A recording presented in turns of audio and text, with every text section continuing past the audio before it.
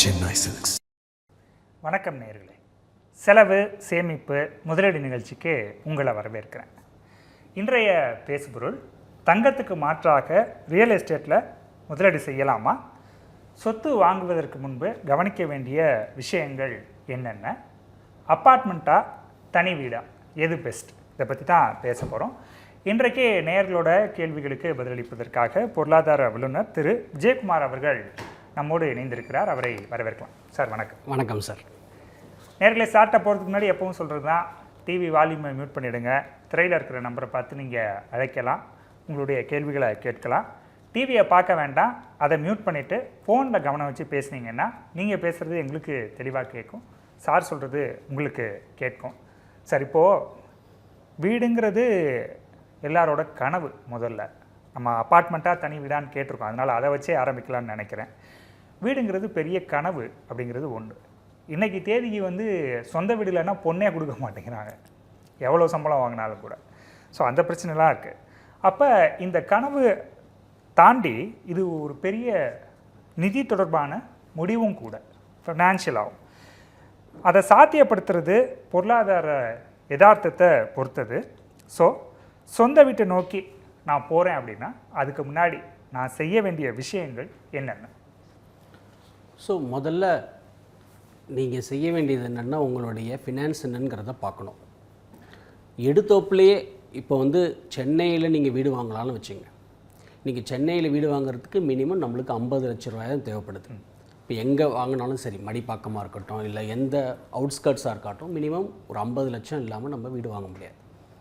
So 50 லட்சம் ரூபாய்க்கு வீடு வாங்கணுன்னா நீங்கள் ஒரு 10% டவுன் பேமெண்ட் போகணும். ஓகே, விச் மீன்ஸ் 40 lakhs நீங்கள் லோன் வாங்கிக்கலாம். நீங்கள் 40 lakhs லோன் வாங்கணுன்னா அட்லீஸ்ட் உங்கள் கையில் 1 லட்சம் ரூபா இல்லாமல் மாத வருமானம் 1 லட்சம் ரூபா இல்லாமல் இன்றைக்கி சென்னையாக இருக்கட்டும், ஹைதராபாடாக இருக்கட்டும், பெங்களூராக இருக்கட்டும், வீடு வாங்குறதுங்கிறது ஒரு எட்டாத கனவாக இருக்குது. இப்போ நீங்கள் சொன்ன மாதிரி வீடு வாங்குறதுங்கிறது வாழறதுக்கு மட்டும் இல்லை, வாழ்ந்து காட்டணும்னு நிறைய பேர் இருக்காங்க. எப்படியாவது ஒரு வீடு வாங்கிடணும், நான் யாருங்கிறத ஸோ அந்த மாதிரி ப்ரூவ் பண்ணிருக்காங்க. ஸோ இதை ஃபஸ்ட்டு ஃபினான்சஸை முதல்ல என்ன பண்ணணும்னா திட்டமிடணும். இப்போ நிறைய பேர் ஓன் ஹவுஸ் வாங்குறேன்னு சொல்லிட்டு லோன் ஹவுஸை வாங்கிட்டு லோனில் இந்த இஎம்ஐன்னு சொல்கிறோம் இல்லையா, இஎம்ஐனா என்னை பொறுத்த வரைக்கும் என்னென்னா every mistake instalment, okay, every empty my income, EMI empty my income. So நிறைய பேர் என்ன பண்ணுறாங்கன்னா, இப்போது வருமானம் இல்லாமல் ஆல்மோஸ்ட் வீடு வாங்குறேங்கிற பட்சத்தில் இங்கே ஹவுசிங் லோன் வாங்கிடுறாங்க, கையில் வச்சுருக்கிற ஜொல்லியும் ப்ளட்ஜ் பண்ணிடுறாங்க, ஃப்ரெண்டு பக்கத்து வீடு எய்த்து வீடு ரிலேட்டிவ்ஸ் எல்லாத்தையும் கடந்து வாங்குறாங்க, ஃபுல்லாக லெவரேஜாக இருக்காங்க. ஸோ ஒரு யங் கப்பலாக இருக்காங்க, இல்லை ஒரு 27-28 வயசு தான் ஆகுது அப்படின்னு சொன்னால் அவர் கொஞ்சம் வெயிட் பண்ணலாம். என்ன, ஒரு 5 வருஷம் 6 வருஷம் இல்லை ஒரு 10 வருஷம் சேமித்து வச்சுக்கிட்டு அது வரைக்கும் ஒரு வாடகை வீட்டில் இருந்துக்கிட்டு, ஏன்னா இன்றைக்கி ரெண்டிங் கொஞ்சம் சீப்பராக இருக்குது ரேதர் தேன் ஓனிங். ஸோ ஒரு 5 வருஷம் ஒரு 10 வருஷம் ஒரு வாடகை வீட்டில் இருந்து அவர் அந்த சமயத்தில் நல்லா திட்டமிட்டு ஒழுங்காக சேமிச்சார்னு சொன்னால் ஒரு 10 வருஷத்தில் இன்றைக்கி அவர் ஒரு 2 பெட்ரூம் தான் வாங்குறாருன்னு வச்சுங்களேன், மேபி 3 பெட்ரூம் வாங்கலாம், மேபி பெரிய வீடு வாங்கலாம். பட் நீங்கள் சொல்கிற மாதிரி என்ன சொன்னீங்க, நீங்கள் பொண்ணு கொடுக்கறதுக்கே வீடு வேணுங்கிறாங்க. ஸோ அது ஒரு பெரிய க்ரைட்டீரியாவாக இருக்குது. ஸோ நான் அதான் நிறைய இடத்துல சொல்லியிருக்கேன், பொண்ணு கொடுக்கறதுக்கு முன்னாடி என்ன ஒருத்தரே 1 லட்ச ரூபா சம்பாதிச்சு வீடு வாங்குறது ஒரு எட்ட முடியாத இலக்கு, அதுவும் பசங்க மட்டுமே செய்யணுங்கிறது ரொம்ப கஷ்டமான இலக்கு கூட. ஸோ பொண்ணை கொடுக்கறதுக்கு முன்னாடி நம்ம என்ன வாங்கணும், சிபிலை பார்க்கணும். சிபிலு, டிசிப்ளின், இதை தான் பார்க்கணுமே தவிர, ஏன்னா நானும் வீடு வச்சுருக்கேன்னு சொல்லிட்டு கடன் வச்சுருந்தாருன்னு வச்சுங்களேன், அது கல்யாணம் ஆனதுக்கப்புறம் இன்னும் சிரமமாக இருக்காங்க. பேசிடுவோம். நாமக்கல்லேருந்து பிரபாகரன், வணக்கம், உங்கள் கேள்வி கேளு. சார் வணக்கம் சார். வணக்கம் சார். சார் நான் இப்போ கோல்டுலேயும் வெள்ளியிலையும் இன்வெஸ்ட்மெண்ட் பண்ணிக்கிறேன் சார். சரிங்க. கோல்டில் ஒரு 25 பவுனும் வெள்ளியில் ஒரு 3 கிலோ வாங்கி வச்சுருக்கேன் சார். வணக்கம் சார். வணக்கம் சார். இப்போ கோல்டு ஒரு 25 பவுனு, வெள்ளி ஒரு 3 கிலோ வாங்கி வச்சுருக்கேன் சார். தொடர்ந்து பேசுங்க. இப்போ அது என்ன சார், இப்போ எப்போ சார் விற்கலாம், இது விலை தான் ஏறுமா ஏறாதா, வெள்ளியினுடைய விலை குறைஞ்சிக்கிட்டே வந்துட்டு இருக்கு. சரி. ஸோ சில்வருங்கிறது ஒரு லாங் கமாடிட்டி. நம்ம எல்லாம் என்ன தெரிஞ்சுக்கணுன்னா, கோல்டு வாங்குறது நிறைய சென்ட்ரல் பேங்க்ஸ் வாங்குறாங்க. ஓகே. கடைசி ஒரு 2 வருஷமாக கோல்டுடைய வளர்ச்சி பிரமாதமான வளர்ச்சி. ஸோ என்ன மெயின் ரீசன், எதனால் நம்ம கோல்டு ப்ரைஸ் மேலே போயிருக்கு, எதனால் சில்வர் ப்ரைஸ் மேலே போயிருக்குங்கிற அந்த புரிதல் நம்மளுக்கு முதல்ல இருக்கணும். இந்த கோல்டு வந்து மேலே போனதுக்கு மெயின் ரீசன் என்ன, டாலரைசேஷன். அப்படின்னா என்னென்னா, இன்றைக்கி வந்து ஏற்றுமதி இறக்குமதி பண்ணோம்னா நம்ம டாலரில் செட்டில்மெண்ட் பண்ணுறோம். டாலருக்கு நிகராக என்ன வச்சுக்கலான்னு எல்லா சென்ட்ரல் பேங்க்ஸும் திங்க் பண்ணதில்ல, தங்கம் தான் ஒரே ஆப்ஷன். அதுவும் ரஷ்யா யுக்ரைன் வார் வந்தது. இந்த வார் வந்ததுக்கப்புறம் வந்து பார்த்திங்கன்னு சொன்னால், அப்போ ரஷ்யாவுடைய அந்த அசட்ஸை முடக்கினதுனால நம்மளுக்கு இந்த நிலைமை வந்துருமோங்கிற பட்சத்தில், இப்போ நம்ம இந்தியாவே எடுத்துக்கோமே, ஆர்பிஐ வந்து 7% தான் வச்சுருந்தாங்க கோல்டு. படிப்படியாக 8 ஆச்சு 9 ஆச்சு, இன்றைக்கி 14லேருந்து 15% ஆர்பிஐயே கோல்டு வச்சுருக்கு. ஸோ எல்லா சென்ட்ரல் பேங்க்ஸும் வாங்கினதுனால தான் கோல்டு மேலே போச்சு. ஆமாம். So to answer to is question, silver வந்து என்னென்னா நிறைய ஸ்பெக்குலேஷன் இருக்குது. ஸோ தங்கம் வந்து ஒரு ஸ்டோரேஜ் ஆஃப் வேல்யூ இருக்குது. But as far as silver is concern, silver வந்து நிறைய இண்டஸ்ட்ரியல் யூஸ் இருக்குது. இன்றைக்கி நம்ம வந்து இவி வெஹிக்கிள்ஸ் யூஸ் பண்ணுறதுக்கு சில்வர் வேணும், சோலார் பிளான்ட் யூஸ் பண்ணுறதுக்கு சில்வர் வேணும், நம்ம ஃபோன் யூஸ் பண்ணுறோம் இல்லையா 5G மொபைல், அதுக்கு சில்வர் வேணும். ஸோ சில்வருக்கு நிறைய யூசேஜ் இருக்குது. பட் சில்வர் வந்து ஒரு லாங் சைக்கிள். இன்றைக்கி இருக்கிற காலகட்டத்தில் ஒருத்தர் சில்வரை வச்சுக்க வேண்டிய அவசியம் மீன்ஸ் ஒரு இன்வெஸ்ட்மெண்ட் பர்பஸ்க்காக. ஏன்னா அவர் சொல்லும்போது என்ன சொன்னார்னு சொன்னால், பல கிலோக்கள்ங்கிற மாதிரி வாங்கியிருக்கேன், எப்போ விற்கணும். ஸோ அது வந்து அவர் என்ன ப்ரைஸில் வாங்கினார், என்ன ப்ரைஸில் இப்போ இருக்கார், லாபத்தில் இருக்காரா நஷ்டத்தில் இருக்காராங்கிறத வச்சு தான் நம்ம அதை டிசைட் பண்ண முடியும். But as far as silver வந்து என்னென்னா ஒரு லாங் சைக்கிள். ஆக்சுவலாக 1980 சில்வர் வாங்கியிருந்தா 2011 வரைக்கும் அவங்க போட்ட பணமே வரல. 2011 யாராவது சில்வர் வாங்கியிருந்தாங்கன்னு சொன்னால் 2025 ஆச்சு அவங்க போட்ட பணம் வரத்துக்கு. ஸோ சில்வர் வந்து ஒரு லாங் சைக்கிள். கோல்டுமே ஒரு லாங் சைக்கிள் தான். பட் கோல்டு வந்து சென்ட்ரல் பேங்க்ஸ் ஹோல்ட் பண்ணுறதுனால அவ்வளோ வால்டிலிட்டி இருக்காது. வேறு சில்வரில் வந்து நிறைய ஸ்பெக்குலேஷன் இருக்குது. ஸோ இன்கேஸ் அவர் ஓரளவுக்கு லாபகரமாக இருந்தது, அது ஒரு முதலீடு பர்பஸ்க்காக வந்து வச்சு வாங்கியிருக்காரு, இல்லை கடந்த இடத்த மாதிரி எதாவது வாங்கியிருக்காருன்னு சொன்னால் இப்போ வித்துடலாம். இல்லை எனக்கு இந்த இன்வெஸ்ட்மெண்ட்ஸ் ஓரளவுக்கு வச்சுக்க முடியும், எனக்கு இதை வச்சு தான் நான் உப்பு புளி மிளகா வாங்கணும்னு சொன்னால் then you can hold the investments. But in my view, gold one can hold, silver one can sell at this point. அடுத்த நேரம் இருக்காங்க, பேசிடுவோம். ராமலிங்கம் ஈரோட்டில் இருந்து உங்கள் கேள்வி கேள். வணக்கம் சார். சார் பேசலாங்கண்ணா? தொடர்ந்து பேசுங்க ராமலிங்கம். சார் வந்து இப்போ எங்களுக்கு சொந்த வீடு தான் தங்கத்தில். ஹலோ, பேசுங்க. சொந்த வீடு தான், பையனுக்கு மாற்றி எழுதணுமே, எப்படி சார்? ஓகே சார், அது தான செட்டில்மெண்ட்டுன்னு சொல்லுவாங்க சார். நீங்கள் அதை போய் உங்கள் பக்கத்தில் இருக்கக்கூடிய சார் பதிவாளர் அலுவலகத்தில் கேட்கணும். இதை நம்ம முதலீடு சம்மந்தமாக பேசிகிட்ருக்குறோம் சார். நம்ம இப்போ வீடை பற்றி பேசும்போது கல்யாணத்துக்கே இன்றைக்கி தேவையாக இருக்குது அப்படின்றத சொல்லிட்டோம். நீங்கள் கூட சிபிலை செக் பண்ணணுன்னு சொன்னீங்க. இது அதை விட அதிகமாக இல்லை இருக்குது, இன்னொரு லாக் மாதிரில இருக்குது. இல்லை என்னென்னா, இன்றைக்கி வந்து டிசிப்ளின் தான் நிறைய பேருக்கு ப்ராப்ளம். இன்றைக்கி எல்லாருக்கும் இப்போ நம்ம வீட்டில் எடுத்து பார்த்துக்கிட்டிங்கன்னா, வீட்டில் ஆள் கிடையாது. அறம் செய்ய விரும்ப போய் பொருள் செய்ய விரும்பாச்சு.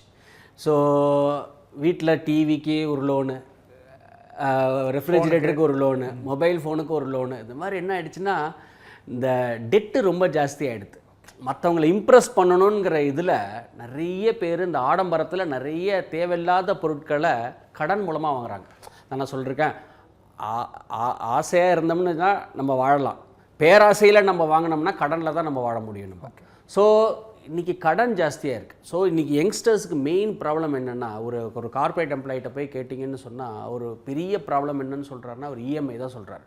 இதுக்கு ஒரு இஎம்ஐ கட்டுறாரு, அதுக்கு ஒரு இஎம்ஐ கட்டுறாரு, கார் லோனு, பர்சனல் லோனு.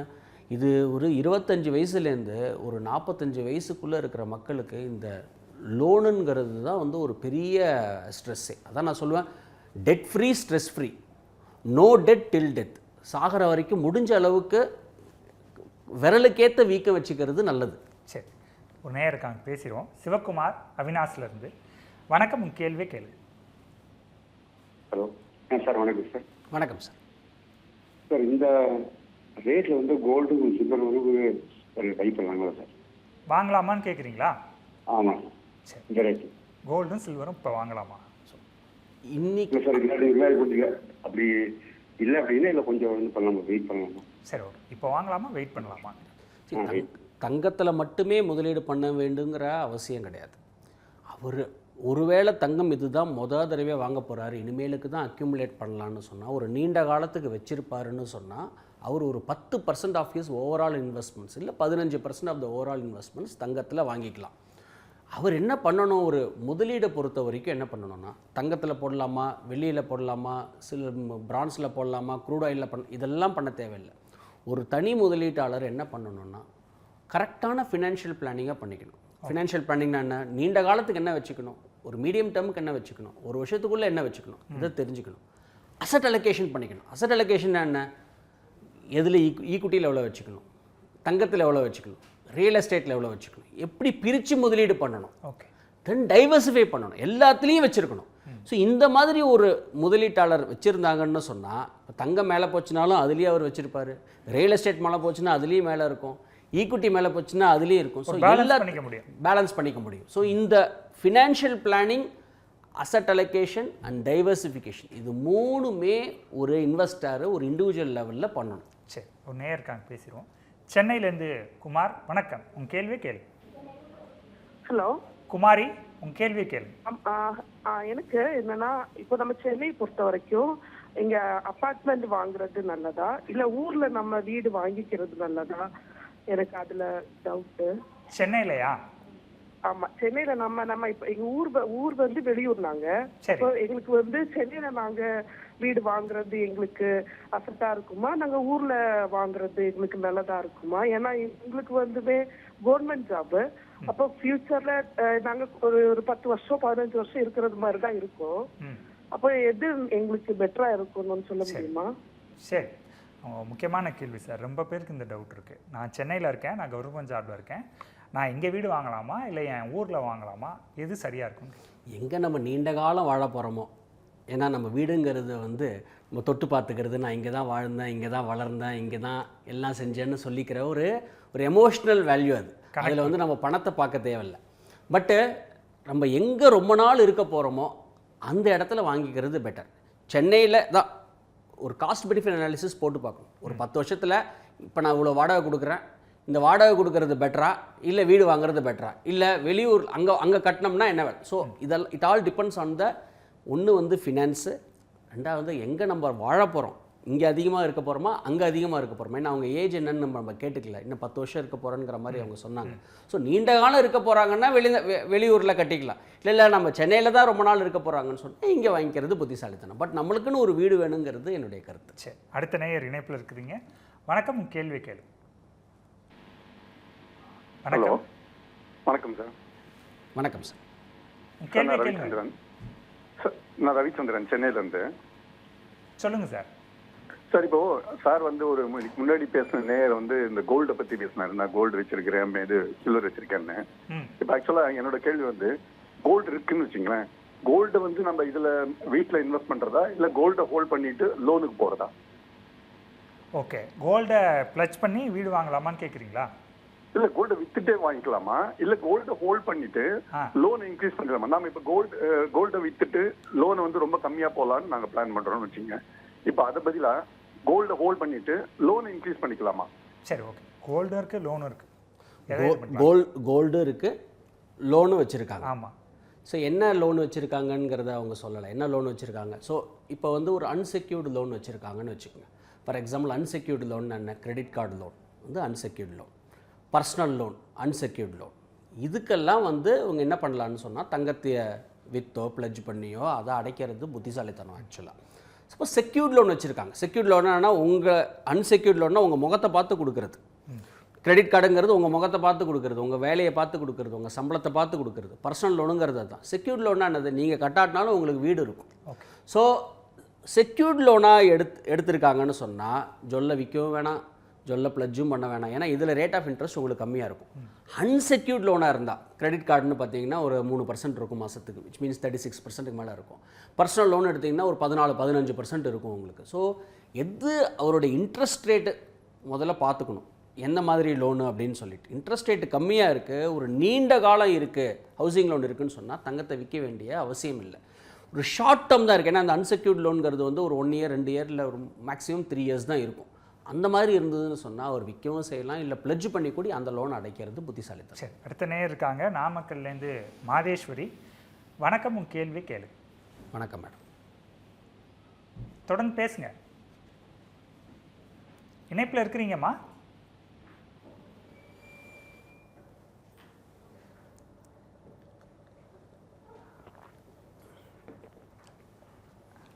சரி, அடுத்த நேயர் சென்னையிலேருந்து ரவிச்சந்திரன். வணக்கம், உன் கேள்வி கேளு.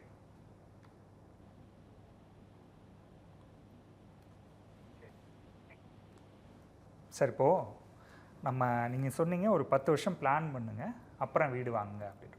இப்போ யதார்த்தமாக வர்ற கேள்வி என்ன அப்படின்னா, இன்றைக்கி ஸ்கொயர் ஃபீட் ஒரு அமௌண்ட் விற்கிது, ஃபார் எக்ஸாம்பிள் 2000 ரூபா விற்கிதுன்னு வச்சுங்க. 10 வருஷம் கழிச்சு அது 20,000 கூட ஆயிடலாம். கண்டிப்பாக. அப்போ நான் இப்போவே வாங்குறதானே சரியாக இருக்கும்? விலைவாசி சொல்கிறீங்க, அதுதான் வந்து இப்போ இன்றைக்கி ரேட்டில் என்ன ஆக போகுதுன்னு பார்ப்போம். இப்போ எப்படி பார்க்கணுன்னா, கடைசி ஒரு 10 வருஷத்தில் 15 வருஷத்தில் அப்பார்ட்மெண்ட் வாங்கினவங்க சென்னையே எடுத்துக்கலாம், ஒரு பெரிய அப்ரிசியேஷன் கிடையாது. கடைசி ஒரு ஏறலை. ஒரு 2012க்கு அப்புறம் வாங்கியிருந்தாங்கன்னு சொன்னால் ஒரு 2020 2021 வரைக்கும் ஒரு பெரிய அப்ரிசியேஷன். கோவிடுக்கு அப்புறம் கொஞ்சம் அப்ரிசியேஷன் இருக்குது as far as property is concern. 2010க்கு முன்னாடி வாங்கியிருந்தாங்க அப்படின்னு சொன்னால் ப்ராப்பர்ட்டிலாம் பயங்கர அப்ரிசியேஷன் இருக்குது. என்ன ரீசன்னு முதல்ல நம்ம தெரிஞ்சுக்கணும். முன்னாடிலாம் என்னென்னா, வாடகை கொடுக்கறதுக்கு பதிலாக நம்ம இஎம்ஐ கட்டிடலாம், இதுதான் கான்செப்டாக இருந்தது. ஸோ எதுக்கு நம்ம 10,000 வாடகை கொடுத்துட்டு அதுக்கு பதிலாக 10,000 ரூபாய் இஎம்ஐ கட்டிடலாம், அது நம்மளுக்கு வீடும் கிடச்சிரும், லோனையும் நம்ம அடைச்சிடலான்ட்டு. பட் என்ன ஆகிடுச்சுன்னா, இந்த ப்ராப்பர்ட்டி ப்ரைஸ் எல்லாம் என்ன ஆயிடுச்சுன்னா கண்ணா பின்னான்னு 2005லேருந்து 2010-11 வரைக்கும் மேலே போயிடுச்சு, peak of the. But rent இருக்கு இல்லையா, நான் அந்த 10,000 கொடுத்த ரெண்ட்டு 25,000 ஆகலை, இந்த 10,000 கொடுத்த rent 12,000 14,000 15,000, which means rental yield இன்றைக்குமே ஒரு 3% மேலே இல்லை. வெரஸ் ஹோம் லோனோட இன்ட்ரெஸ்ட் ரேட் பார்த்திங்கன்னா ஆவரேஜாக ஒரு 8% இருக்குது. சம்டைம்ஸ் 9-10 போனதெல்லாம் நம்ம பார்த்தோம். ஸோ இன்றைக்கி காலகட்டத்தில் ரெண்டில் இருக்கிறது வந்து சீப்பராக இருக்கா, ஓன் பண்ணுறது சீப்பராக இருக்கான்னு பார்த்தா, ஒரு யங் கப்பலாக இருந்தால் ஒரு 26-27 வயசாகுது, இப்போ கல்யாணம் ஆகிடுச்சு அப்படின்னு சொன்னால் ஃபஸ்ட்டு லைஃப்பை ஃபோக்கஸ் பண்ணலாம்.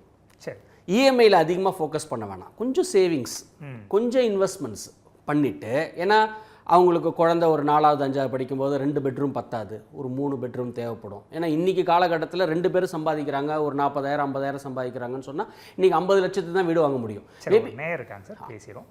சென்னையிலேருந்து ரவி. வணக்கம், உன் கேள்வி கேள்வி. ஹலோ, வணக்கம். வணக்கம். What is the advantage in living in apartment or independent house? How to live a peaceful life? Hello, அபார்ட்மெண்ட்டில் இருக்கிறதுல என்னெல்லாம் ப்ளஸ் பாயிண்ட், சொந்த வீட்டில் என்னெல்லாம் plus point? See, you will have a security and you will have a gated community எல்லாம் இருக்கும். See, apartment has got a lot of advantage actually. So you live in a community, whereas an independent house you will have to live on your own. You will have to manage the security and those who want to be independent. எனக்கு எந்த யாரும் இருக்கக்கூடாது, நம்ம ஜாலியாக இருக்கணும், தனியாக இருக்கணும் அப்படிங்கிறவங்களுக்கு அப்பார்ட்மெண்ட் ஓகே. இல்லை 2 குழந்தைங்க இருக்குது, எனக்கு ஒரு கம்யூனிட்டி வேணும், எனக்கு ஆல்ரெடி வந்து ஒரு இது இல்லை, அவங்களுக்கெல்லாம் வந்து apartment is a best. And apartment is slightly cheaper. Whereas individual house இன்றைக்கி வாங்கினா ஒரு கிரவுண்டு வாங்குறதா இருந்தாலே பல கோடிகள் இருக்குது இன்றைக்கி சென்னையில்.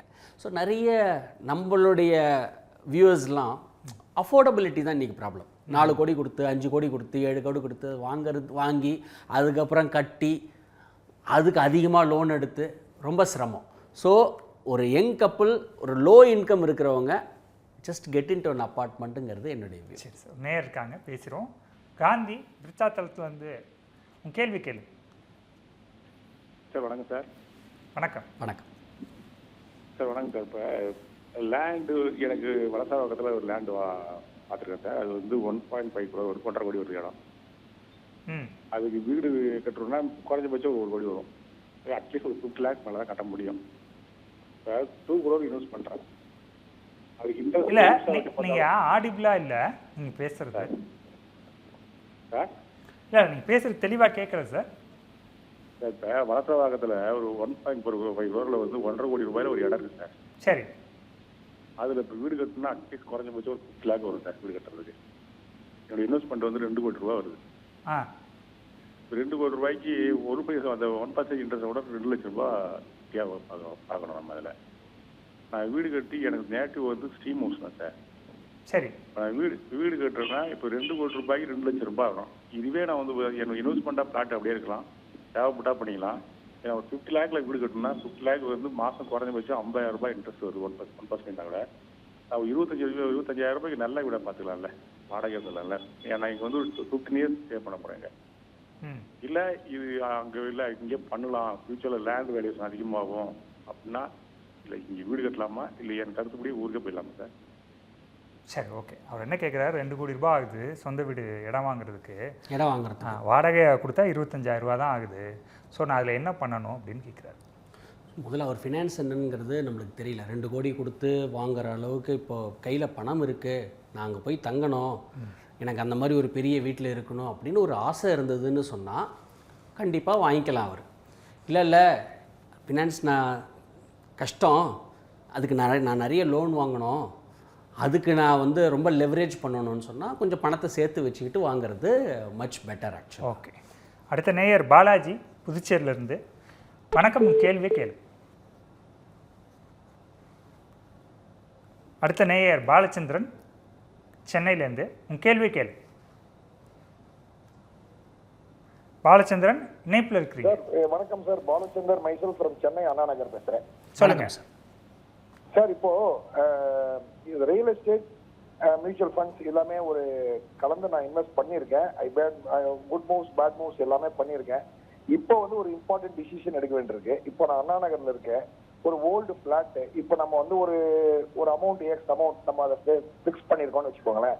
அது சேல்னு போகும்போது அதை கொடுத்து நம்ம வேற ஒன்று வாங்கலாம் அப்படின்னு போனா உள்ள இந்தியா நம்மளது மெயின்ல இருக்கிற அப்பார்ட்மெண்ட் ரேட்டே வந்து நம்ம பேசின ரேட்டு ஒரு ரேட் வந்து ஃபிக்ஸ் பண்ணது இப்போ கம்மியா இருக்க மாதிரி இருக்கு. உள்ளெல்லாம் போனா எங்கேயோ விலை அதிகமா இருக்கு. ஒரு கன்ஃபியூஷன் ஸ்டேட் ஆஃப் இருக்கு. இப்படி இருக்கும் போது அப்பார்ட்மெண்ட் வந்து எப்படி ஒரு கேட்டட் கம்யூனிட்டி பெட்டரா இருக்குங்களா ஃபியூச்சருக்கு, இல்ல ஒரு 4-5 பேர் சேர்ந்து ஒரு இடம் வந்து ஒரு 30/60, 45/80 இந்த மாதிரி வாங்கி ஒரு 4 பேர் அங்க கன்ஸ்ட்ரக்ட் பண்ணீங்கன்னா ஓரளவுக்கு வருமா? அது ஒரு கன்ஃபியூஷனாவே இருக்கு சார். நாளைக்கு ஈல்டு கிடைக்குமா? ஏன்னா 300 அப்பார்ட்மெண்ட் நான் வாங்கி 25 வருஷம் அது ஆகுது. அந்த அப்பார்ட்மெண்ட்ல பெரிய ஈல்டு இல்ல, ரிட்டர்ன்ஸ் இல்ல. பட் பிளாட்ல இன்வெஸ்ட் பண்ணதுல இருக்கு. அதனால இது ஒரு டிசிஷன் கரெக்டா வர முடியல. கொஞ்சம் கைட் பண்ண முடியுமா சார்? சரி, ஓகே. ஏன்னா அப்பார்ட்மெண்ட் வாங்கலாமா இல்லை நாங்கள் ஒரு 4 பேர் சேர்ந்து இடம் வாங்கி வீடு கட்டிக்கலாமான்னு கேட்குறது, எது பெஸ்ட்? அவங்க கன்வீனியன்ஸ் என்னவோ அதை பண்ணுறது தான் best. About mutual funds and property அது மாதிரி நான் எல்லாத்துலேயும் போட்டிருக்கேன்னு சொன்னார். Very good. எல்லாத்துலேயும் பண்ணுறதுங்கிறது ஒரு புத்திசாலித்தனம். பட் இந்த ப்ராப்பர்ட்டி தான் மேலே போகுங்கிற அந்த ஒரு மனப்பான்மையை அவர் அதை கைவிடணும். ப்ராப்பர்ட்டி மட்டும்தான் மேலே போகுங்கிற அந்த மனப்பான்மையை கைவிடணும். ஸோ அவர் என்ன வச்சுக்கணும்னா both physical assets and financial assets. Physical அசட்ஸ்னால் என்ன? லேண்டு, அப்பார்ட்மெண்ட்டு, கோல்டு, என்னெல்லாம் ஃபிசிக்கலாக வச்சுருக்க முடியுமோ அதெல்லாம் ஃபிசிக்கல் அசட். ஃபினான்ஷியல் அசட்ஸ் என்ன? Mutual funds, stock market, equity, bank fixed deposits, post office, இதெல்லாம் ஃபினான்ஷியல் அசட்ஸ்.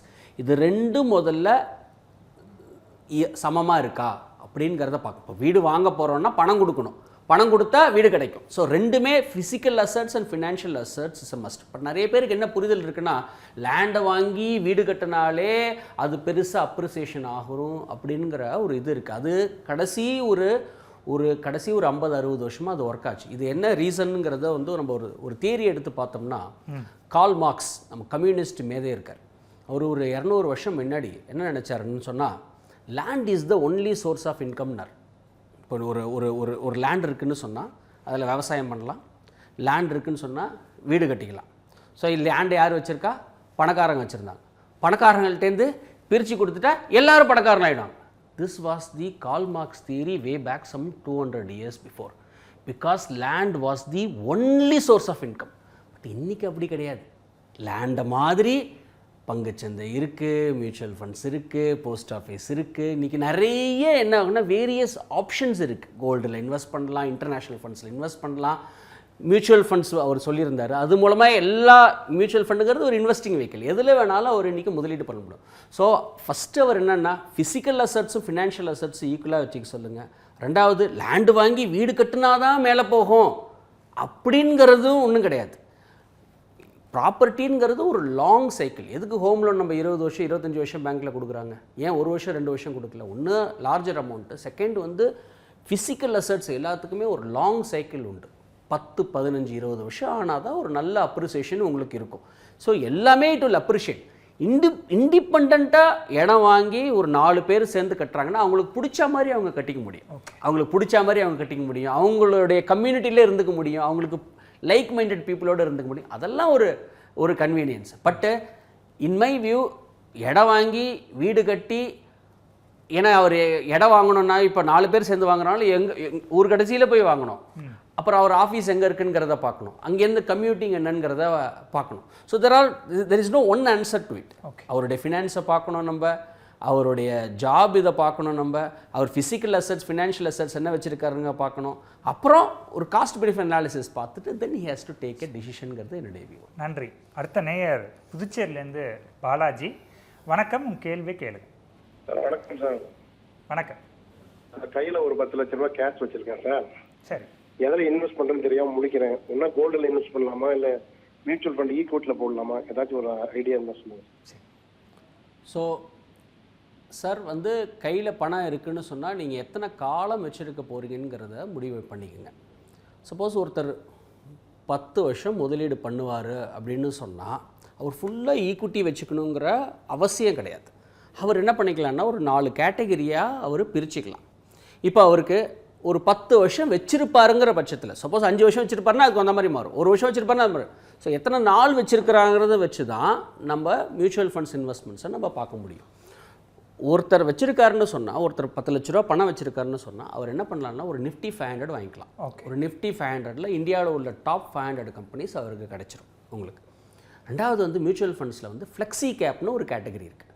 அதில் என்ன பண்ணலான்னு சொன்னால் ஒரு 25% அவர் முதலீடு பண்ணலாம். இன்னொன்று என்ன பண்ணால் மல்டி அசட். மல்டி அசட்டுங்கிறது என்னது? Gold, silver, copper, crude, REIT, InvIT, debt, equity எல்லா அசட்ஸும் வந்துடும். அதில் வந்து ஒரு 1/4 இன்வெஸ்ட் பண்ணலாம். ரிமைனிங் வந்து ஒரு மல்டி கேப் அப்படின்னு சொல்கிறார். 25% small cap, 25% mid cap, 25% large cap, remaining 25% fund manager decide. அதில் முதலீடு பண்ணாருன்னு சொன்னால் அவருடைய 10 லட்ச ரூபா பணம், ஸோ 1 லட்சம்னு வச்சுக்கலாமே, 25,000 இதில் 25,000 இது மாதிரி பண்ணிட்டாருன்னு சொன்னால் கோல்டு சில்வரில் இருக்கும். வெளிநாட்டு முதலீடு இன்கேஸ் இன்டர்நேஷ்னல் இன்வெஸ்டிங் பண்ணாருன்னா அதில் இருக்கும். ஸ்மால் கேப்பில் இருக்கும், மிட் கேப்பில் இருக்கும், லார்ஜ் கம்பெனிஸில் இருக்கும். அவருடைய எல்லா முதலீடும் ஒரு 10 வருஷத்துக்கு ஒரு நீண்ட காலத்தில் முதலீடு பண்ணாருன்னு சொன்னால் ஒரு நல்ல 11-12% ரிட்டர்ன்ஸ் வரத்துக்கு வாய்ப்பு இருக்குது. இது நீண்ட கால பட்சத்தில். கோல்டில் மட்டுமே முதலீடு பண்ண தேவை கிடையாது. எதையும் எப்போ இன்வெஸ்ட்மெண்ட்ஸ் பண்ணாலும், ஏன்னா கடைசி ஒரு வருஷம் ரிட்டர்ன்ஸை பார்த்துட்டு எல்லாம் கோல்டில் போடலாமான்னு கேட்பாங்க. நான் தான் சொல்லுவேன், சில சமயத்தில் வெங்காயம் விலை கூட 200 போகும். வெங்காயத்திலவே முதலீடு பண்ணலாமா? தக்காளி விலை கூட 300 போகும். ஸோ ஒரு வேலை ஏறிச்சுங்கிறதுனால நம்ம முதலீடு பண்ணலாம். அந்த ஃபோமோ, இந்த ஃபியர் ஆஃப் மிஸ்ஸிங் அவுட்டை முதல்ல விட்டுறணும். கோல்டு ஒரு அங்கமாக வச்சுக்கலாமே தவிர கோல்டு மட்டுமே இன்வெஸ்ட்மெண்ட்ஸை வச்சுக்க கூடாதுங்கிறது என்னுடைய கருத்து. மேக்ஸிமம் 10-15%. ஏன்னா ஸ்டாண்டலோன் கோல்டுங்கிறது ஓல்டு. நீங்கள் கடைசி 1 வருஷம் 2 வருஷத்தை பார்த்துட்டு எடுக்கிறாங்க. ஒரு ட்ரெயிலிங் ரிட்டர்ன்ஸ் எடுத்து பார்த்தாங்க அப்படின்னு சொன்னால் எல்லா அசட் கிளாஸும் eventually over a period of time has done much better. அது ஒரு டைவர்சிஃபை பண்ணி முதலீடு பண்ணிக்கணுங்கிறது என்னுடைய வியூ. சார், நான் ஒரு ப்ராப்பர்ட்டி வாங்குறதுக்கு முன்னாடி நான் என்னெல்லாம் கவனிக்கணும்? ஸோ ஃபஸ்ட்டு அப்பார்ட்மெண்ட்டாக இருந்தால் அது என்ன அப்ரூவல், என்ன ரெரா அப்ரூவ்டு ப்ராஜெக்டா, நல்ல பில்டரா, ரெப்புடேஷன்லாம் எப்படி இருக்குது, அண்ட் கம்யூனிட்டியை முதல்ல பார்த்துக்கணும். ஒரு சில பேருக்கு அந்த 8 பேர் 10 பேர் அந்த கம்யூனிட்டி ஓகேவா, சில பேருக்கு இந்த லார்ஜ் கம்யூனிட்டி இருக்கும். இந்த 8, 10, 12 வீடுங்கும்போது அவங்களுக்கு யூடிஎஸ் ஜாஸ்தியாக இருக்கும், அன்டிவைடட் ஷேர்னு சொல்கிறோம் இல்லையா, அது ஜாஸ்தி இருக்கும். வேறஸ் ஒரு லார்ஜ் கம்யூனிட்டி போகும்போது யூடிஎஸ் அவருக்கு கொஞ்சம் குறைவாக இருக்கும். ஸோ அவருக்கு என்ன மாதிரி லாங்குவிட்டி ஆஃப் இது என்ன அதை பார்க்கணும். அதெல்லாம் வந்து ஒரு செகண்டரி. ஃபஸ்ட்டு ஃபினான்ஸு தான் பார்க்கணும். நம்மளால் எவ்வளோ அஃபோர்ட் பண்ண முடியும். நம்ம 30%க்கு மேலே நம்மளுடைய வாங்குகிற சம்பளம், சப்போஸ் ஒரு 1 லட்ச ரூபா வாங்குகிறோன்னு சொன்னால் ஒரு 30,000க்கு மேலே இஎம்ஐ இல்லாமல் நம்ம பார்த்துக்கணும். So loan component. நிறைய பேங்க்கில் வந்து பார்த்தீங்கன்னா இப்போ ஒரு கோடி லோன் வீடு வாங்குறீங்கன்னா 75% வரைக்கும் கொடுப்பாங்க. சில பேங்க் 80% வரைக்கும் கொடுப்பாங்க. ஸோ பட் என்ன ஆகும்னா நம்மளுடைய கடன் சுமை ஜாஸ்தி ஆகும். வீடு இருக்கும், அப்புறம் உப்பு புளி மிளகாக்கு நம்மளுக்கு பைசா இருக்காது. ஸோ 30% 35%க்கு மேலே நம்ம ஹோம் லோன் வாங்கக்கூடாது. ஓவராலாக என்னுடைய லோனு 40%க்கு மேலே தாண்டக்கூடாது அப்படிங்கிற ஒரு ஃபஸ்ட்டு அந்த திட்டமிடல் வேணும். முக்கியமாக என்னென்னா ப்ராப்பர்ட்டியை தவிர இந்த ப்ராப்பர்ட்டியை மெயின்டைன் பண்ண போகிறோம் இல்லையா, நம்ம வந்து மெயின்டெனன்ஸ் காஸ்ட் கொடுக்கணும், ப்ராப்பர்ட்டி டேக்ஸ் கட்டணும், வாட்டர் சார்ஜ் என்ன, இங்கேருந்து அங்கே போகிற கம்யூட்டிங் சார்ஜ் என்ன, இதெல்லாம் வந்து திட்டமிட்டுட்டு ப்ராப்பர்ட்டி அதை வாங்கினதுக்கப்புறம் அடிஷ்னல் காஸ்ட் இருக்குது பாருங்கள். வுட் ஒர்க் பண்ணணும், வுட் ஒர்க் எந்த ரேஞ்சில் பண்ணணும், அதுக்கெல்லாம் நம்ம ஃபினான்ஸ் வச்சுருக்கோம். ஏன்னா தட்டுப்பட்டு நம்ம வந்து ப்ராப்பர்ட்டி வாங்கிட்டோன்னு வச்சுங்க, அதுக்கப்புறம் மற்ற காஸ்டெல்லாம் சப்போஸ் ஒரு 5 லட்சம் 10 லட்சம் 20 லட்சம் ஆகுதுன்னா அது நம்ம சேர்ந்து வச்சுருக்கோமோ, அதை நம்ம எங்கே புரட்ட போகிறோம். ஸோ இந்த மாதிரி ஃபினான்ஸ் ரிலேட்டடாக வந்து நம்ம கரெக்டாக திட்டமிடணும். ஆக்சுவலாக இது திட்டமிடாமல் நம்ம வந்து லோன் வாங்கக்கூடாது. இன்றைக்கி வாங்கலைன்னா கொஞ்சம் தள்ளி வாங்கிக்க முடியும், பட் வாங்கிட்டு சிரமப்படக்கூடாது. இப்போ சட்ட ஆலோசகரை அணுகணுமா ஏதாவது ப்ராப்பர்ட்டி வாங்குறதுக்கு முன்னாடி? ஒரு பேங்க்கில் லோன் வாங்கும்போது அவங்க லீகல் பார்ப்பாங்க. பட் அதை தவிர ஒரு லீகல் அந்த டாக்குமெண்ட், பேரண்ட் டாக்குமெண்ட்டை, அந்த டைட்டில் டீடு எல்லாத்தையும் வந்து என்ன பண்ணால் ஒரு லாயர் மூலமாக அவங்க வந்து சரி பார்த்துக்கிறது நல்லது. பட் ஓரளவுக்கு ரெப்யூட்டட் பேங்க்ஸில் போகும்போது அந்த பேங்க்லேயே எல்லோரும் லீகல்லாம் பண்ணிடுறாங்க இப்போது. ஸோ அதனால் பேங்க்கு மூலமாக லோன் வாங்கும்போது பார்க்க தேவையில்லை. ஒரு இண்டிபெண்ட்டாக வாங்கும்போது கம்பல்சரியாக அவங்க வந்து ஒரு லாயரை அணுகி பேப்பர்ஸ்லாம் கரெக்டாக இருக்காங்கிறத பார்த்துட்டு தான் வாங்கணும். சரி, அதே மாதிரி சார் இப்போ ஏஐ தான் எல்லாத்துலேயும் நமக்கே தெரியும். அது எந்த அளவுக்கு அப்படின்னா இன்வெஸ்ட்மெண்ட் பண்ணுறதுக்கே ஏஐட்ட கேட்டு பண்ணுறோம் அப்படின்னு சொல்கிறவங்களெல்லாம் பார்க்க முடியுது. அது எந்த அளவுக்கு நல்லது, செய்யலாமா வேண்டாமா? ஏஐ இன்றைக்கி இருக்கிற காலகட்டத்தில் என்ன பண்ணுது அப்படின்னு சொன்னால் பாஸ்ட் பர்ஃபார்மன்ஸை எடுத்துக்குது. இப்போ பாஸ்ட் பர்ஃபார்மன்ஸு நம்ம முதலீட்டில் நம்ம என்ன முக்கியமாக சொல்லுவோம்னா past performance is no guarantee to ஃபியூச்சர்னு சொல்லுவோம். சார் ஒரே ஒரு சின்ன குறுக்கீடு, ஒரு நேயர் இருக்காங்க பேசுகிறோம். சவுதியிலேருந்து ரமேஷ், வணக்கம், கேள்வி கேளு. சார் வணக்கம் சார். வணக்கம் சார். முதலாவதாக ஒரு நல்ல தலைப்பு சார். இந்த நிகழ்ச்சிக்கு வந்து ஐயா அவர்கள் அழைத்து வந்து, ஏன்னா இது நிறைய பேர் இந்த நிலம் அல்லது வீடு வாங்கி பாதிக்கப்படுறாங்க மக்கள். அதனால் ஒரு நல்ல ஒரு தலைப்பு நீங்கள் கொண்டு வந்திருக்கிறீங்க. இப்போ வந்துட்டு நான் ஒரு பகுதியில் வந்துட்டு வீட்டு மனை, காலி மனை வாங்கியிருக்கேன் சார். காலி மனைக்கு வந்துட்டு எல்லாம் நம்மக்கிட்ட பட்டா சிட்டா அடங்கல் எல்லாமே கரெக்டாக இருக்குது. இருந்தாலும் ஏதாவது ஒரு காரணத்தினால எதிர்காலத்தில் இதை வந்துட்டு இந்த பட்டாவை வந்து அதிகாரிகள் கேன்சல் பண்ணுறதுக்கான வாய்ப்பு இருக்குதா? அந்த மாதிரி கேன்சல் பண்ணால் அந்த அதிகாரிகளுக்கான எப்படி அரசாங்கம் வந்து அவர்கள் மீது என்ன விதமான நடவடிக்கைகள் எடுக்கலாம்? ஐயா வந்து வழக்கறிஞர் கிடையாது, இருந்தாலும் அவருடைய அனுபவத்திலேருந்து அவருடைய ஒரு விஷயங்களை பகிர்ந்துக்கிட்டாங்கன்னா நல்லாயிருக்கும். ஏன்னா காலி மனைகளில் நிறைய முறைகேடுகள் நடக்குது. நம்மளால் ஓரளவுக்கு செக் பண்ணி வாங்க முடியுதுங்க. ஒரு 30 வருஷம் நம்ம ஈஸி பார்த்து வாங்குகிறோம். அதிகபட்சம் பேங்க் லோன் மூலமாக ஒரு கேரண்டிக்காக பேங்க்கில் கொடுத்தோம்னா அவங்க பேங்க் லாயர் மூலமாக அதை சரி பார்த்து நமக்கு கொடுப்பாங்கன்னு ஒரு நம்பிக்கையில் வாங்கினோம். ஆனால் அதையும் மீறி சில இடங்களில் தவறுகள் நடந்த போது அந்த மாதிரி கொடுக்கப்பட்ட பட்டாவை திரும்ப வந்து கேன்சல் பண்ணுறதுக்கு அதிகாரிகள் பண்ணிட்டாங்கன்னா அவங்க மேலே என்ன விதமான நடவடிக்கைகள் நம்ம எடுக்கலாம்? அது பற்றி சம்மந்தமாக சொல்லுங்கள் சார். ரொம்ப நன்றி. சரி சார், இன் ஜென்ரல் கேட்குறாரு. ஸோ இன் ஜென்ரல் வந்து என்னென்னா இன்றைக்கி ப்ராப்பர்ட்டியில் தான் நம்மளுக்கு நிறைய ப்ராப்ளம். அவர் கேட்ட கொஸ்டின் ரொம்ப சரியான. இப்போ ஒரு மியூச்சுவல் ஃபண்ட்ஸ்லேயோ இல்லை ஒரு பங்குச்சந்தையிலையோ இல்லை வந்து ஒரு ஃபினான்ஷியல் அசட்ஸில் எதுலேயுமே பார்த்திங்கன்னு சொன்னால் இவ்வளோ பெரிய பிரச்சனைகள் வரதில்லை. ப்ராப்பர்ட்டியில் நம்ம தெரிஞ்சுக்கணும், நிறையா லாட் ஆஃப் பிட்ஃபால்ஸ் இருக்குது. இப்போது என் இடம் என்னதுன்னு சொல்கிறதுக்கே கோர்ட்டில் உங்களுக்கு 15-20 வருஷம் ஆகிடும். இன்றைக்கி நீங்கள் வந்து கோர்ட்டு கேஸ் எடுத்து பார்த்தீங்கன்னு சொன்னால் அண்ணன் தம்பி, அக்கா தங்கச்சி, பங்காளி சண்டை எல்லாமே இந்த ப்ராப்பர்ட்டி ரிலேட்டடாக தான் நடக்குது. பட் இவர் கேட்ட கொஸ்டின் என்னென்னா அதிகாரிகளை பற்றி கேட்குறாங்க. அது டெக்னிக்கலாக நம்ம போக தேவையில்லை. பட் பாயிண்ட் என்னென்னா வாங்கும்போதே சரியாக வாங்கிடணும். கரெக்டான லீகல், கரெக்டான டாக்குமெண்ட்ஸ், கரெக்டான லாயரை வச்சு சரி பார்த்துட்டு 1க்கு 2 தடவை ஆலோசிச்சுட்டு விசாரிச்சுட்டு அதுக்கப்புறமா வாங்கிக்கிறது நல்லது. 10 வருஷம் கழிச்சு பிரச்சனை வருமா, 15 வருஷம் கழிச்சு வருமா? லேண்டு காலி இடத்துல என்றைக்குமே ப்ராப்ளம் வரத்துக்கு நிறைய வாய்ப்புகள் நிறைய இருக்குது. நிறைய நம்ம நிறைய பார்க்குறோம். நம்ம இதாக சொல்லக்கூடாது. இவங்க ஆக்கிரமிச்சிட்டாங்க, பின்னாடி இவங்க ஆக்கிரமிச்சிட்டாங்க, இந்த மாதிரி இருக்குது. இந்த மாதிரிலாம் நிறைய நம்ம பார்க்குறோம். இந்த சட்ட சிலுங்க என்ன, ப்ராப்பர்ட்டிங்கிறது ஒரு ரெகுலேட்டரி இது கிடையாது. ஃபார் எக்ஸாம்பிள், நீங்கள் ஒருத்தர் மியூச்சுவல் ஃபண்ட்ஸ் வாங்குறீங்க, பங்குச்சந்தை வாங்குறீங்கன்னா உங்களுக்கு என்ன ப்ரைஸோ அதே தான் எனக்கு ப்ரைஸ். ஓகே. ஸோ இதில் பொறுத்த வரைக்கும் பெர்சீவ்டு வேல்யூ, இந்த லேண்டை பொறுத்த வரைக்கும் பெர்சீவ்டு வேல்யூ. இப்போ ஐயா அவர் சொன்னார் இல்லையா, இன்றைக்கி வந்து ஒரு 10 லட்சம் லேண்ட் இருக்குது, இன்றைக்கி ஒரு 10 லட்ச ரூபா அந்த லேண்ட் இருக்குதுன்னு வச்சுக்கோங்க. சப்போஸ் அடுத்த வருஷம் அந்த லேண்டை வந்து யாராவது ஒருத்தவங்க வந்து 9 லட்சம் தான் கேட்குறாங்கன்னு வச்சுங்க, அந்த 1 லட்ச ரூபா எங்கே போச்சு? ஓகே. இன்றைக்கி 10 லட்ச ரூபாய்க்கு ஒரு லேண்டு விற்கிறேங்கிறாரு. ஆனால் ஒரு வருஷம் கழிச்சு அந்த லேண்டை வந்து 9 லட்சத்துக்கு தான் விற்கிறாருன்னு சொன்னால் அந்த 1 லட்சம் எங்கே போச்சு?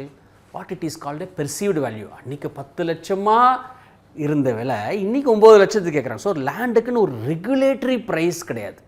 காலி இடம் இருந்தால் ஒரு இடம், கார்னர் ஃப்ளாட்டாக இருந்தால் ஒரு இடம், நடுவில் இருந்தால் ஒரு இடம், மெயின் ரோடாக இருந்தால் ஒரு இடம், இந்த மாதிரி என்ன ஆகுன்னா ஒரு ரெகுலேஷன் கிடையாது. ஸோ சட்ட சிக்கல்களை தாண்டி இந்த மாதிரி ஒரு ரெகுலேட்டரி ப்ராப்ளம் எப்பயுமே காலி மனைக்கு இருக்குது. சரி, நன்றி சார். நம்ம ஏஐ பற்றி பேசிகிட்டு இருந்தோம். ஸோ ஏஐ உடைய த்ரெட்டு இப்போ ஏஐ உடைய த்ரெட்டு எல்லாத்துக்குமே இருக்குது. முதலீடை பொறுத்த வரைக்கும் என்ன பண்ணணுன்னா, இன்றைக்கி நீங்கள் போய் ஒரு சாட் ஜிபிடியில் போய் போட்டிங்க, இந்த போர்ட்ஃபோலியோ போட்டிங்கன்னா உங்கள் போர்ட்ஃபோலியோ எப்படி பண்ணியிருக்கு, நீங்கள் எந்த மாதிரி கேட்டகரியில் வச்சுருக்கீங்க, நீங்கள் எந்த மாதிரி முதலீட்டில் இருக்குது, கான்சன்ட்ரேஷன் ரிஸ்க் ஜாஸ்தி இருக்கா, இதிலெல்லாம் நீங்கள் முதலீடு பண்ணியிருக்கலாம். இதெல்லாம் சொல்லுமே தவிர உங்கள் எமோஷன்ஸை ஹேண்டில் பண்ணாது. ஓகே. உங்கள் எமோஷன்ஸ் இஸ் வெரி இம்பார்ட்டன்ட். ஏன்னா ஒரே சைஸ் சட்டை எல்லாருக்கும் ஃபிட் ஆகாது. இப்போது உங்கள் நிதி நிலைமை என்ன, உங்களுடைய வருமானங்கள் என்ன, உங்கள் கடன்கள் என்ன, நீங்கள் எந்த மாதிரி, ஏன்னா முதலீடை பொறுத்த வரைக்கும் நம்மளுக்கு வந்து பிரெயின் தேவை, ஸ்டொமக் தான் தேவை. நம்மளால் எவ்வளோ இழப்பை தாங்க முடியும், நம்ம அதுதான் சொல்கிறேன். இன்வெஸ்ட்மெண்ட் ரிட்டர்ன்ஸ் வேறு, இன்வெஸ்டார் ரிட்டர்ன்ஸ் வேறு. இன்வெஸ்ட்மெண்ட் ரிட்டர்ன்ஸ்னால் என்னென்னா, இன்றைக்கி பங்குச்சந்தை பார்த்திங்கன்னா ஆவரேஜாக 12லேருந்து 15% மேலே ரிட்டர்ன்ஸ் கொடுத்துருக்கு. பட் எத்தனை முதலீட்டாளர்கள் அந்த 12-15% கடைசி ஒரு 15 வருஷத்தில் 20 வருஷத்தில் 25 வருஷத்தில் வாங்கினாங்கன்னு பார்த்தீங்கன்னா ஹார்ட்லி ஒரு 20% கூடி இருக்காது, 100ல் ஒரு 20% கூடி இருக்காது. ஏன்னா மார்க்கெட் ரிட்டர்ன்ஸ் நல்லா கொடுத்துருக்கோம், வேற அவருடைய போர்ட்ஃபோலியோ வந்து குறைவாக இருக்குது. நம்ம மார்க்கெட் ஹையாக இருந்தால் லாஸ். ஏன்னா அவரால் எமோஷன்ஸை ஹேண்டில் பண்ண முடியல. நான் வாங்குன்னு சொல்லுவேன், ஒருத்தர் வின்னு சொல்லுவார், ஒருத்தர் வாங்குன்பார். ஸோ வாங்கி வாங்கி விற்று என்ன ஆகும், இந்த பெஸ்ட் டேஸ் அந்த இந்த டேஸை அவர் விட்டுடுவார். So buy right and sit tight. நிறைய பேர் buy wrong and sit tight இருக்கும். நிறைய பேருக்கு வந்து என்னென்னா அங்கே ஒரு இந்த நீண்ட கால முதலீடு என்ன பண்ணுவாங்கலாம், இப்போ குக்கரில் சாத்தை வச்சுருவாங்க, வச்சுட்டு வெந்திருக்கா எடுத்து பார்ப்பாங்க. அது ஒரு டைம் ஒரு 10 நிமிஷம் கொடுத்தா தானே அது வேகும். ஸோ இந்த ஒரு இன்வெஸ்ட்மெண்ட்ஸுங்கிறது ஒரு 10 வருஷம் முதலீடு. அது என்னாச்சு ஒரு வருஷம் சரியில்லையா, எப்படி நல்லா பண்ணியிருக்குன்ட்டு எஃப்டிக்கு போயிடுறது. ஐயோ பங்குச்சந்தை மேலே போயிடுச்சுன்னு எஃப்டியை பிரேக் பண்ணிவிட்டு திருப்பி இதுக்கு வருது. இந்த மாதிரி என்ன பண்ணுவாங்கன்னா அறிவை தலைவனாகவும் மனதை வேலைக்காரனாக வச்சுக்கணும். அது நிறைய பேர் முதலீட்டில் பண்ண மாட்டாங்க. அதனால தான் நிறைய பேர் ரிட்டர்ன்ஸை பண்ணல. ஸோ ஏஐ வந்து உங்கள் எமோஷன்ஸை ஹேண்டில் பண்ணாது. ஏஐ சரியாக இருக்கா சரியா இல்லையான்னு வேணால் சொல்லும் உங்கள் முதலீடை பொறுத்த வரைக்கும். பட் ஒரு ஃபினான்ஷியல் அட்வைசர் உங்களுக்கு என்னங்கிறது தெரியும். ஏன்னா அவர் உங்கள் பேட்டர்ன் பார்த்துருப்பார். நீங்கள் எவ்வளோ கடன் வாங்கியிருக்கீங்க, எவ்வளோ முதலீடு பண்ணுறீங்க, உங்கள் வருமானம் என்ன, உங்களால் சேமிக்க முடியுமா, உங்களால் ரிஸ்க் எவ்வளோ தாண்ட முடியும், நீங்கள் எவ்வளோ எடுக்கலான்ங்கிறது ஓரளவுக்கு தெரியும். ஏஐயும் யூஸ் பண்ணிக்கணும், ஃபினான்ஷியல் அட்வைசரையும் யூஸ் பண்ணிக்கணும், உங்கள் காமன் சென்ஸையும் யூஸ் பண்ணிக்கணும். சரி, ஒரு நேர்காங்க பேசலாம். சென்னையிலேருந்து ஸ்ரீதரன். வணக்கம், கேள்வி கேளு சார். நான் வந்து லேண்ட் வாங்கி 8 வருஷம் ஆச்சு. ஆனால் நான் இன்னும் பட்டா வாங்கலை. பட்டா வாங்கினதுக்கு ஏதோ நம்பர்லாம் கேட்குறாங்க. அது விஓட்ட கேட்டாங்க, அந்த டாக்குமெண்ட் அப்படியே கொடுத்தேன். ஆனால் இது வரைக்கும் கொடுத்து ஒரு மாதத்துக்கு மேலே ஆச்சு. ஆனால் இது வரைக்கும் எனக்கு இதோ தரேன்றாங்க. ஒரு சில டைமில் எனக்கு என்னோட நேம்லேருந்து மாற்றி ரிஜிஸ்டர் பண்ணிடுவாங்கன்னு பயமாக இருக்குது. அதான் அப்படி பண்ண முடியுமான்னு கேட்குறேன் சார்.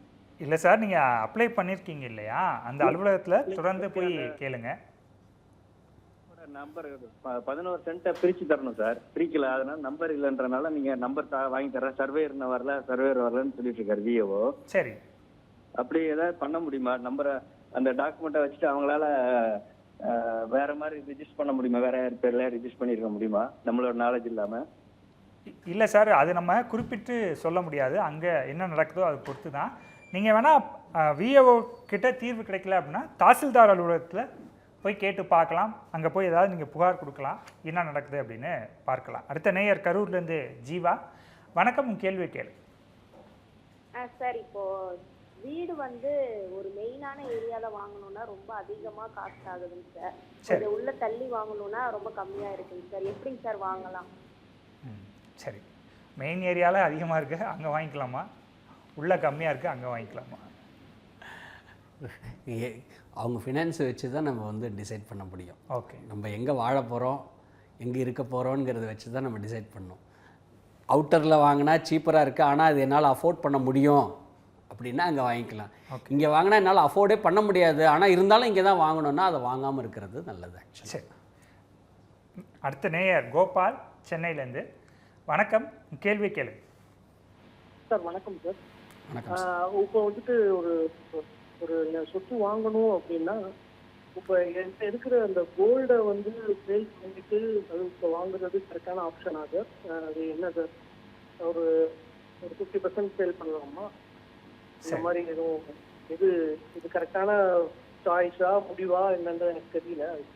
சரி, கோல்டுக்கு மாற்றா அதை வச்சு ப்ராப்பர்ட்டி வாங்கலாமா, சரியா இருக்குமான்னு? கோல்டு மாற்றானா பிளட்ஜ் பண்ணியா வித்தா? ஏதோ ஒரு வகையில் அவர் ஓவர் சார் சேல் பண்ணியே.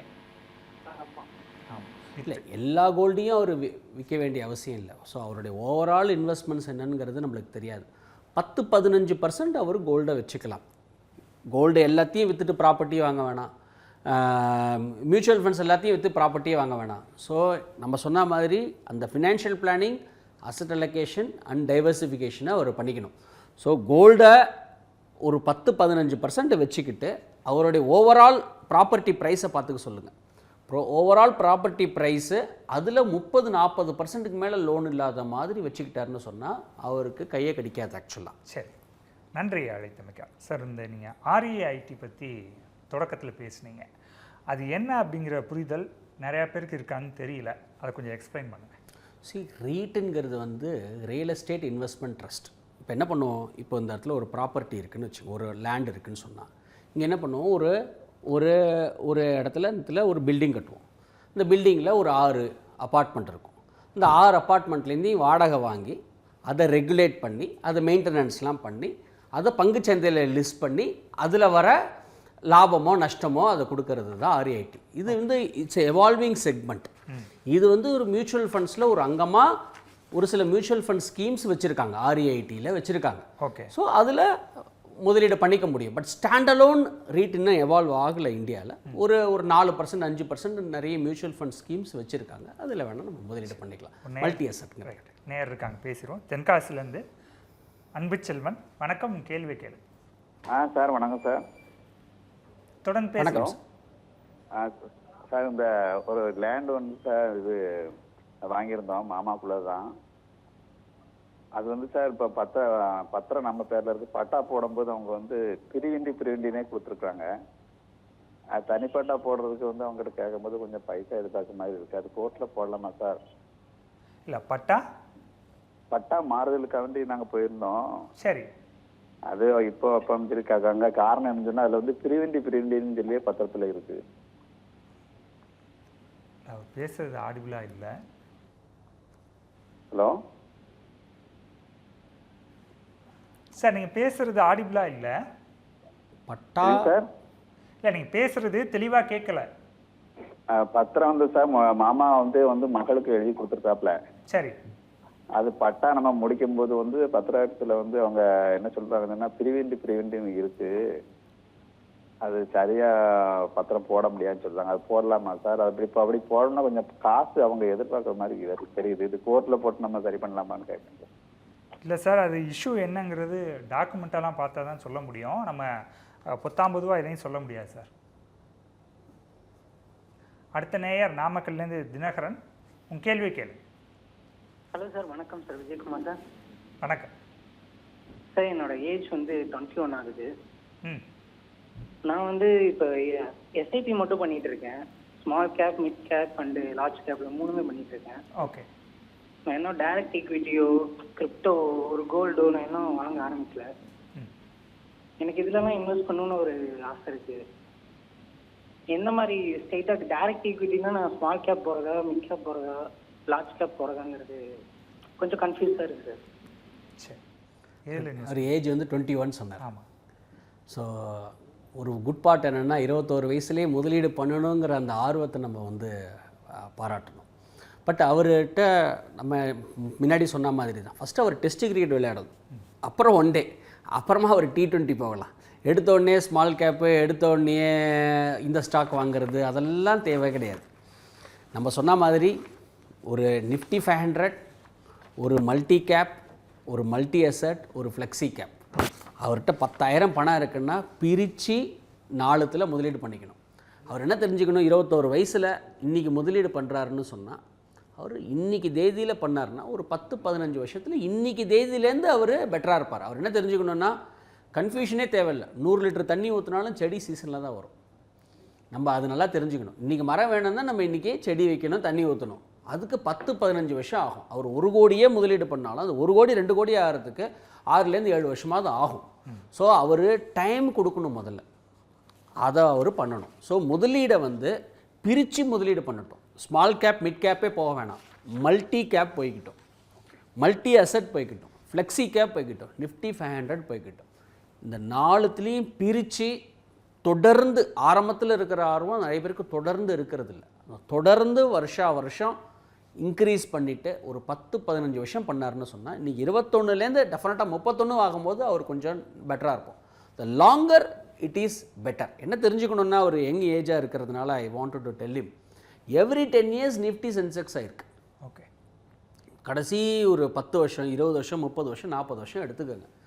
இன்றைக்கி 85,000 இருக்கிற சென்செக்ஸ், இன்றைக்கி 25,000 இருக்கிற நிஃப்டி 10 வருஷம் முன்னாடி என்னன்னு பாருங்கள். 10 வருஷம் முன்னாடி என்ன பாருங்கள். ஸோ அப்படி தான் என்ன ஆவரேஜாக 12% மேலே ரிட்டர்ன்ஸ் கொடுத்துருக்கு. ஸோ நீண்ட காலத்தில் நம்ம வந்து நம்மளுடைய கண்ட்ரி வந்து it's a growing country. Every child is the father of the மேன்னு சொல்லுவோம். எல்லாருமே இன்றைக்கி பெரியவங்களாக இருக்கிறவங்க எல்லாருமே குழந்தையிலேருந்து வந்தவங்க தான். இன்றைக்கி நம்ம வந்து we are in sweet spot. India is in sweet spot. India இன்றைக்கி வந்து கூகுள் வேணும்னாலும் இந்தியா வரணும்.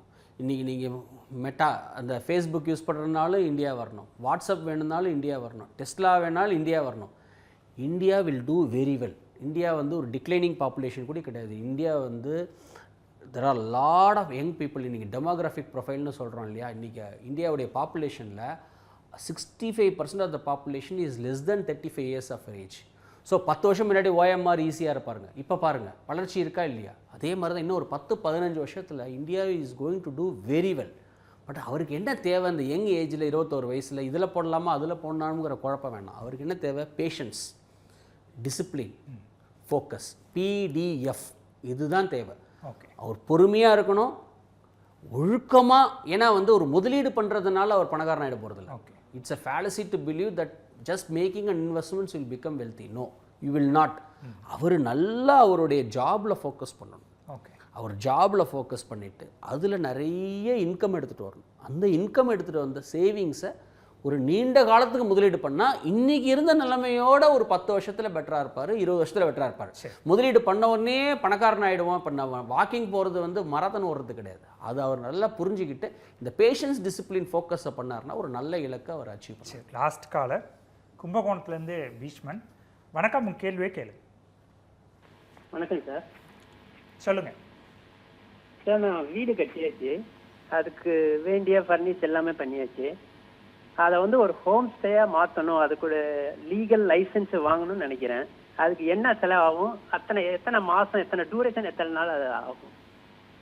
ஓகே, ஹோம் ஸ்டேக்கு எவ்வளோ செலவாகும், லைசன்ஸ் வாங்குறது எப்படின்னு. ஹோம் ஸ்டேக்கு வீடு கட்டியிருக்கேன், அதை ஹோம் ஸ்டேவாக மாற்ற போகிறேன் அப்படின்னு கேட்குறாரு. அது ஒரு லாயரை பார்க்கணும். அவர் வந்து அங்கே என்ன ரெகுலேஷனோ அதை அவர் பார்க்கணுமே தவிர இது நம்ம எப்படி. ஆமாம், இது வந்து முதலீடு சம்மந்தமான நிகழ்ச்சி. அதனால் நீங்கள் அங்கே பக்கத்தில் இருக்கக்கூடிய நிபுணர்களை அணுகிறது நல்லது. சார், இறுதி பகுதிக்கு வந்துட்டோம். நேயர்களுக்கு நீங்கள் சொல்லக்கூடிய ஆலோசனைனா என்ன நிறைவா? So knowing and doing are totally 2 different things. நம்மளுக்கு எல்லாம் தெரிஞ்சதுக்காக யாரும் சம்பளம் கொடுக்கல, நம்ம எல்லாமே செயல்படுத்தணும்.